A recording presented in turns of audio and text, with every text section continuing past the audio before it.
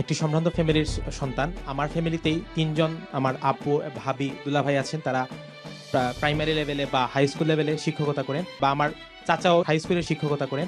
তো আমি সেখানে দেখেছি যে আমার চাচার সাথে যারা অন্যান্যভাবে পড়াশোনা করেছেন, সেম লেভেলে পড়াশোনা করে সেম রেজাল্ট নিয়েও একজন যখন তার মান্থলি ইনকাম 1 লাখ প্লাস ছিল, তখন আমার চাচার ইনকাম ছিল লাইক 40K।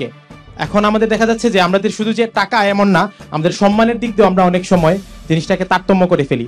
যে একজন টিচার, আমার স্কুলের একজন টিচার ছিলেন যিনি জাহাঙ্গীরনগর ইউনিভার্সিটি থেকে পড়াশোনা করেছেন। তো ওই স্যারকেই দেখতাম, ওনার ফ্রেন্ডরা যখন আমাদের স্কুলে মাঝে মাঝে বেড়াতে আসতেন, এসে বলতেন, কি রে ভাই, একটা ইউনিভার্সিটি থেকে পড়ে এসে তুই এখানে স্টুডেন্ট পড়াচ্ছিস, তাও আবার প্রাইমারি স্কুল লেভেলে।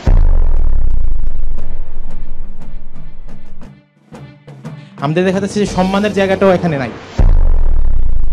জি স্যার, কিছু অ্যাড করতে চান? প্রথমে শিক্ষা ব্যবস্থার যে কথাটা আসছে, আমি একটা এক্সাম্পল দিই। আপনারা টার্সিয়ারি লেভেলের এডুকেশনটা দেখেন, আমরা যেটাকে অনার্স বলি বা স্নাতক পর্যায়ের পড়ালেখা বলি।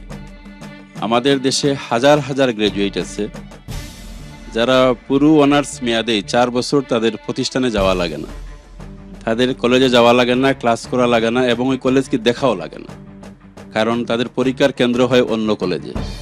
এরা কলেজ দেখাও নাই, কলেজের প্রিন্সিপালকে তাও জানে না, শিক্ষককে তাও জানে না। একটা সার্টেন টাইম পরে দেখা যায় তারা এই জাতির গ্র্যাজুয়েট। এখন আমরা শিক্ষা সংস্কারের যে কথাগুলো বলছি, আমরা যতই উন্নত কারিকুলাম নিয়ে আসি না কেন, এটাকে যদি আমরা ইফেক্টিভ না করি, কোনো কারিকুলাম কি বলে যে তুমি ক্লাস করবা না, তো যে কারিকুলাম আমাকে ক্লাস না করেও আমাকে গ্র্যাজুয়েট হইতে সাহায্য করে, এমনকি মাস্টার্স, সে মাস্টার ডিগ্রি করে সারাটা বছর ক্লাসে যায় না, একটা পর্যায়ে দেখা যায় সে পাশ করে মাস্টার ডিগ্রি অর্জন করেছে। তো এরা যখন সমাজে ফিরে আসে, দেশে ফিরে আসে, সেবায় ফিরে আসে, এরা কি নিয়ে আসলো? একটা সার্টিফিকেট ছাড়া আর কিছুই নিয়ে আসে নাই। এবং এরকম একজন দুইজন না, হাজার হাজার গ্র্যাজুয়েট কিন্তু এই দেশ থেকে এভাবে তৈরি হচ্ছে কোনো ক্লাস ছাড়া।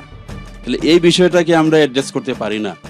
এটার জন্য কি বিদেশ থেকে পলিসি আমদানি করতে হবে যে স্টুডেন্ট ক্লাসে যাবে, শিক্ষকের কথা শুনবে? এখানে তো ক্লাসে যাওয়া, প্রতিষ্ঠানে যাওয়ার মধ্যে লার্নিং আছে, সেখানে বিভিন্ন মেধা প্রতিভার বন্ধুদের সাথে দেখা হচ্ছে, এখানে কারিকুলার এক্সট্রা কারিকুলার অ্যাক্টিভিটিস আছে, সেখানে ক্লাসরুমে শিক্ষকরা বিভিন্ন আঙ্গিকে বিভিন্ন বিষয়ে কথা বলেন। এই সবগুলো মিলেই তো তার একটা ফরমেশন হয়।